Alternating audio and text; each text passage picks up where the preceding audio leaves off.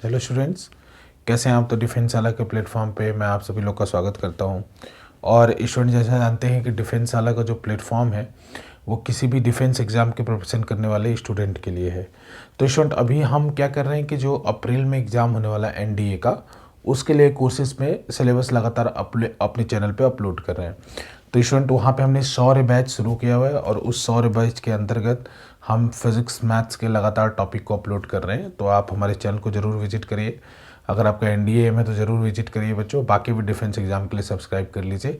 धीरे धीरे करके बाकी कंटेंट भी आपके इस चैनल पे आते रहेंगे, ठीक है ना बच्चों। उसी क्रम में मैं एक चैप्टर ऑलरेडी पढ़ा चुका हूँ ईएम वेव, अब मैं लाइट पढ़ा रहा हूँ। तो लाइट के ऑलरेडी 4 लेक्चर अपलोड हो चुके हैं। आप प्लेलिस्ट में जाके देख भी सकते हैं बच्चों। जनरल साइंस की प्लेलिस्ट में आपको वो सब मिल जाएंगे या डिस्क्रिप्शन में भी प्लेलिस्ट की लिंक मिल जाएगी, ठीक है ना। तो वहाँ से जाके आप पीछे के वीडियोस को देख सकते हैं, ठीक है। तो बच्चों लाइट पार्ट 5 में इससे पीछे लेक्चर में हमने पढ़ा था स्फेरिकल मिरर के बारे में, ठीक है। क्या होता है, उसके क्या क्या टर्म्स होते हैं, ये सब सारी चीज़ें हमने पीछे देख लिया था। आज के लेक्चर में हम बात करने वाले हैं साइन कन्वेंशन के बारे में। तो बच्चों साइन कन्वेंशन क्या होता है, ये क्यों इंपॉर्टेंट है, आज के लेक्चर में हम वही जानेंगे। तो मैं डायरेक्ट एक एग्जांपल लेता हूं बच्चों, उसी से मैं आपको साइन कन्वेंशन सिखा दूंगा। देखिए बच्चों, साइन कन्वेंशन ये कहता है, पहला चीज जो साइन कन्वेंशन कहता है, ये कौन सा मिरर है बच्चों। बच्चों ये कौन सा मिरर है, कौन सा मिरर है, ये कॉनकेव मिरर है। अच्छा, तो कॉनकेव मिरर के 6 केस होते हैं। हमने लास्ट क्लास में भी देखा था कि कॉनकेव मिरर के 6 केस होते हैं, मतलब 6 तरीके का इमेज ये कॉनकेव मिरर बनाता है। तो बच्चों साइन कन्वेंशन में क्या सीखना है, अब हमें न्यूमेरिकल करना है। तो न्यूमेरिकल में क्या क्या चीज़ें, कुछ डिस्टेंस है, यहाँ पे कुछ डिस्टेंस है, कुछ हॉरिजॉन्टल डिस्टेंस है, कुछ वर्टिकल डिस्टेंस है, उन्हीं के बारे में सीखना है। तो बच्चों देखो, कुछ बात मैंने लास्ट क्लास में बताया था कि इसको कहते हैं पोल। यहाँ पे होता है फोकस और यहाँ पे होता है रेडियस, सेंटर ऑफ कर्वेचर, और ये डिस्टेंस पूरा रेडियस ऑफ कर्वेचर, ये वाली डिस्टेंस फोकल लेंथ। तो बच्चों साइन कन्वेंशन पहला काम कहता है कि जैसे मान लो एक एग्जांपल लेते हैं, पहले एक एग्जांपल ले लो, उसी के हिसाब से सीखेंगे बच्चों। ये मान लो ये वस्तु है, ऑब्जेक्ट है, और इसका इमेज कहाँ बनेगा। अगर ऑब्जेक्ट यहाँ पर रखेंगे बच्चों, तो लास्ट क्लास में पढ़ा है, बताइए इमेज कहाँ बनेगा इसका इमेज बनेगा बिटवीन सी एंड एफ, और डिमिनिश्ड बनेगा, छोटा बनेगा और उल्टा बनेगा, ठीक है ना। तो बच्चों यहाँ से यहाँ तक दूरी को एक नाम दिया जाता है कि सारी दूरी यहाँ किससे नापी जाएगी, पोल से। पहली बात कि कोई भी ऑब्जेक्ट, जब पहला नियम की बात करें बच्चों, तो हमेशा ऑब्जेक्ट को लेफ्ट में रखना है। कोई भी अगर आपको ऑप्टिकल पूरे यहाँ, ये नियम एक बार पढ़ा रहा हूँ, लेंस में भी यही रहेगा, सब में यही मान्य होगा। तो याद रखिएगा एक बात को कि आपको हमेशा इंस्ट्रूमेंट को ऐसा रखना है कि ऑब्जेक्ट कहाँ पर पड़े, लेफ्ट साइड में। अगर ये पूरा 2D का प्लेन है तो मिरर के लेफ्ट साइड में ऑब्जेक्ट रहना चाहिए। ऐसा नहीं कि मिरर घुमा दिए ऑब्जेक्ट उधर रख दिए, ठीक। तो ऑब्जेक्ट इधर रहना चाहिए, ठीक। पहला साइन कन्वेंशन। और सारा का सारा जो डिस्टेंस है वो कहाँ से नापा जाएगा, पोल से। चाहे इमेज का डिस्टेंस हो, चाहे ऑब्जेक्ट का डिस्टेंस हो, चाहे फोकस का दूरी हो, फोकल लेंथ हो, सब कहाँ से कहाँ मेजर किया जाएगा, पोल से मेजर किया जाएगा, ठीक है ना बच्चों। तो पहली बात याद रख लिए, ऑब्जेक्ट को रखना है हमेशा किधर, लेफ्ट में।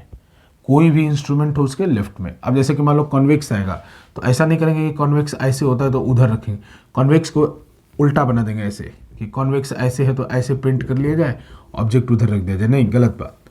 आपको ऑब्जेक्ट अभी भी रखना है ऐसे ही, तो कॉन्वेक्स भी बनाएंगे तो कैसे बनाएंगे, ऐसे बनाएंगे, ऐसे बनाएंगे, ताकि ऑब्जेक्ट कहाँ पे रखा जा सके, यहाँ पे रखा जा सके, ठीक है ना। तो ऑब्जेक्ट हमेशा आपको कैसे रखना है, लेफ्ट साइड में। अब देखिए बच्चों, ये ऑब्जेक्ट और पोल की दूरी को एक सिंबल दे देते हैं हम लोग, इसको कहेंगे यू। ऑब्जेक्ट और पोल की दूरी को, ये सब जानते हो, यू जो सिंबल है, 10th में भी आपने पढ़ा होगा बच्चों। ऑब्जेक्ट और पोल के बीच की दूरी को यू कह देता हूँ। यहाँ पे ये जो दूरी है पोल से लेके इमेज तक का, इसको वी कह देता हूँ। और बच्चों जानते हैं ये वाली दूरी क्या कहलाती है, ये वाली दूरी कहलाती है फोकल लेंथ, स्मॉल एफ से इसको डिनोट करते हैं, ठीक है ना। तो अब देखो बच्चों, दो बात पहले ही समझा दिया कि ऑब्जेक्ट लेफ्ट में रखना है, सारा डिस्टेंस पोल से नापना है। तो बच्चों देखो, पोल से हमने ऑब्जेक्ट का भी दूरी नापा, पोल से हमने इमेज का भी दूरी नापा, और पोल से हमने फोकस का भी दूरी नापा। तो इस करेंट डायग्राम में देखो बच्चों, क्या क्या चीज़ पॉजिटिव है, क्या क्या चीज़ नेगेटिव है। तो सुनो बात, कोई भी वस्तु, कोई भी दूरी अगर इस दर्पण के, इस मिरर के बाएं साइड में है, लेफ्ट साइड में है, तो क्या लिया जाएगा, माइनस। जैसे इस करेंट डायग्राम में u भी माइनस है, u भी नेगेटिव है, v भी नेगेटिव है, और f भी नेगेटिव है। और एक बात याद रखना, ये कौन सा मिरर है, ऑलवेज नेगेटिव होगा, ऑलवेज नेगेटिव फॉर कॉनकेव, समझ गए। यानी एक अवतल दर्पण का फोकल लेंथ हमेशा नेगेटिव होगा, क्योंकि अवतल दर्पण ऐसे ही रखा जाएगा, यानी कॉन्केव मिरर ऐसे ही रखा जाएगा और उसका फोकस हमेशा किधर पड़ेगा, लेफ्ट में, तो ये हमेशा नेगेटिव होगा। हाँ, ये दोनों में से नेगेटिव पॉजिटिव हो सकता है। अब ये भी कहोगे कुछ लोग कि सर यू हमेशा नेगेटिव होता है, यू को भी आप कह दीजिए हमेशा नेगेटिव, तो हम नहीं कहेंगे ऐसा, क्योंकि यू पॉजिटिव भी हो सकता है। ठीक है, हम बता देंगे कैसे, लेकिन पॉजिटिव भी यू हो सकता है। हाँ, वी नेगेटिव पॉजिटिव दोनों हो सकता है, ये सबको मालूम भी होगा। तो वी नेगेटिव पॉजिटिव का जैसे यहाँ पे एग्जांपल लिए, अब अगर मान लो कि वस्तु को यहाँ पे रख देते तो फिर क्या होता, यहाँ पे वस्तु रखते तो उसका प्रतिबिंब कहाँ बनता, पीछे। सब लोग जानते हैं, इसका नाम दे रहा हूँ ओ डैश और इसका नाम दे रहा हूँ आई डैश, ये वाली दूरी का नाम दे रहा हूँ यू डैश। हाँ, यू ही रखना था तो एक बार यू ले चुके थे तो यू डैश दे दिए, और इस दूरी का नाम दे रहा हूँ भी डैश। अब बचाओ बच्चों, इसमें क्या क्या पॉजिटिव है, तो इसमें देखो यू डैश अभी भी नेगेटिव है, जो यू डैश है वो कैसा है, नेगेटिव, क्योंकि लेफ्ट साइड में है। वी डैश कैसा है, वी डैश है पॉजिटिव। ठीक है, तो यू डैश यहाँ नेगेटिव और वी डैश पॉजिटिव। पॉजिटिव क्यों है वी डैश, क्यों है पॉजिटिव वी डैश, क्योंकि ये पोल से राइट साइड में है। ठीक है ना।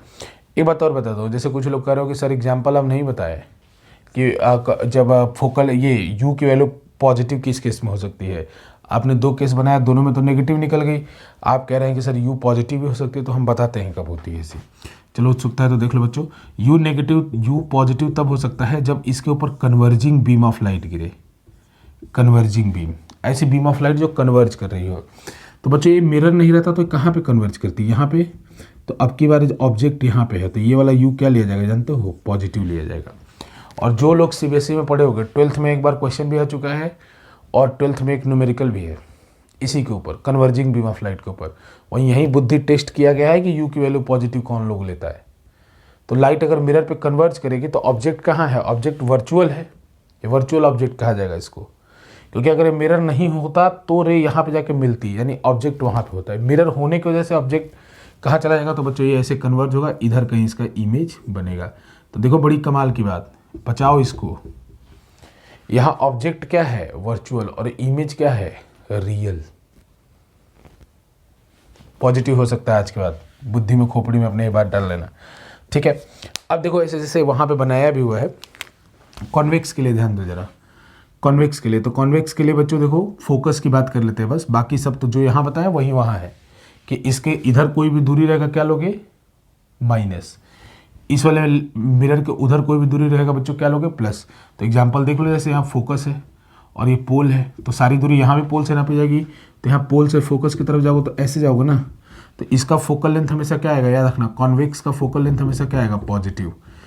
कोई भूलेगा नहीं है, कॉन्केव का फोकल लेंथ नेगेटिव, कॉन्वेक्स का फोकल लेंथ पॉजिटिव, हमेशा पॉजिटिव, और कॉन्केव का हमेशा नेगेटिव। ठीक, अब एक बात और सुनो बच्चों, ये तो बात हो गई हॉरिजॉन्टल डिस्टेंस की। अब वर्टिकल की भी बात कर लेते हैं। देखो वर्टिकल की, तो बच्चों यहाँ पे देखो ये है, इसको कहेंगे HO और इसको कह रहा हूँ HI। ठीक, तो ये हॉरिजॉन्टल डिस्टेंस की बात हो गई। अब वर्टिकल साइज की बात कर रहे हैं बेसिकली हम, कि साइज कितना है। तो बच्चों अगर इस लाइन के ऊपर कोई भी साइज होता है, कोई भी हाइट होता है, तो उसको आपको क्या लेना है, प्लस। जैसे इस करंट डायग्राम में HO क्या है, HO प्लस है। इस करंट डायग्राम में HI क्या है बच्चों, HI है माइनस। ठीक है, यहाँ देखो अगर इसका नाम देता हूँ HO डैश, इसका नाम देता हूँ HO डैश और इसका नाम देता हूँ HI डैश, तो देखो यहाँ पे क्या है, यहाँ पे बच्चों HO डैश क्या है, HO डैश पॉजिटिव है। क्यों, क्योंकि इस लाइन के ऊपर है, ये जो लाइन है प्रिंसिपल एक्सिस इसके ऊपर है। और यहाँ पे देखो HI डैश भी कैसा है, HI डैश भी पॉजिटिव है। क्यों, क्योंकि इस लाइन के ऊपर है। देखो ये इस लाइन के ऊपर है, यानी एक बात समझ में आया, साइन कन्वेंशन यही है। 4 बातें ध्यान रखो कि अगर इस लाइन के ऊपर कोई भी ऑब्जेक्ट इमेज बन रहा है तो वो कहलाएगा पॉजिटिव, हाइट पॉजिटिव कहलाएगा। इस लाइन के नीचे बन रहा है तो हाइट नेगेटिव कहलाएगा। यानी एक बात समझ में आता है इससे कि जब जब रियल इमेज बनेगा, रियल इमेज जब जब बनेगा तो हाइट इस लाइन के नीचे आएगा। अब अगर हाइट इस लाइन के नीचे आएगा तो उसको क्या लोगे, माइनस। अगर हाइट इस लाइन के ऊपर होगा तो क्या लोगे, प्लस। इतनी बात बचाओ। क्या क्या बात होता है, जल्दी से क्विक रिकैप। मिरर को हमेशा ऐसा रखना है कि ऑब्जेक्ट लेफ्ट साइड में रखा जाए। दूसरी बात, सारा का सारा डिस्टेंस पोल से नापना है। तीसरी बात, इस ऑब्जेक्ट के अगर लेफ्ट साइड में कोई दूरी हो तो उसको क्या लोगे माइनस, राइट साइड में दूरी हो तो उसको क्या लोगे प्लस। चौथी बात, इस लाइन के ऊपर अगर कोई भी हाइट है उसको लोगे प्लस, इस लाइन के नीचे अगर कोई भी हाइट है तो क्या लोगे माइनस।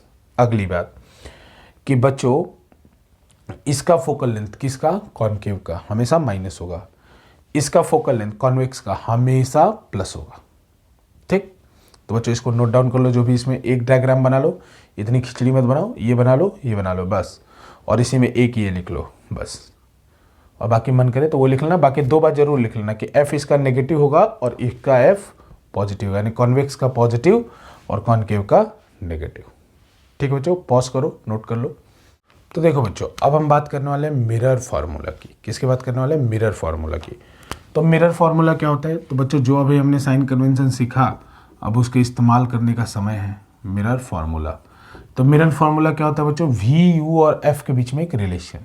ये रिलेशन आप सब लोग को पता होगा बच्चों, 1/v + 1/u = 1/f।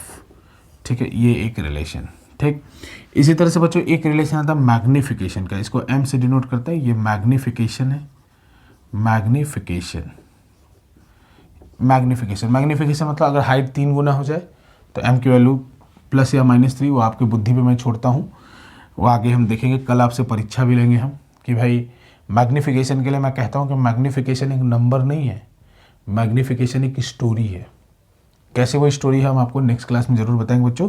अभी मैग्निफिकेशन का फॉर्मूला देख लीजिए, ये HI/HO होता है और इसकी वैल्यू जो है बच्चों वो -v/u के बराबर होती है। बच्चों यूनिट ऑफ मैग्निफिकेशन क्या होगा, मैग्निफिकेशन का यूनिट क्या होगा, तो बच्चों मैग्निफिकेशन का नो यूनिट, इसकी कोई भी यूनिट नहीं होगी। ठीक है बच्चों, तो इन फॉर्मूले को लिख लीजिए बच्चों। और यू जानते हैं सब लोग, अभी पीछे डायग्राम में बनाया था, यू क्या है ऑब्जेक्ट डिस्टेंस, वी क्या है इमेज डिस्टेंस, एफ क्या है फोकल लेंथ। ठीक है ना, तो इन सब चीज़ों को नोट कर लीजिए। फिर हम नेक्स्ट क्लास में इन्हीं के ऊपर न्यूमेरिकल और एम की जो कहानी है, मैग्निफिकेशन की जो कहानी है, वो हम डिस्कस करेंगे। ठीक है बच्चों, तो आज के लिए इतना ही, बहुत बहुत धन्यवाद।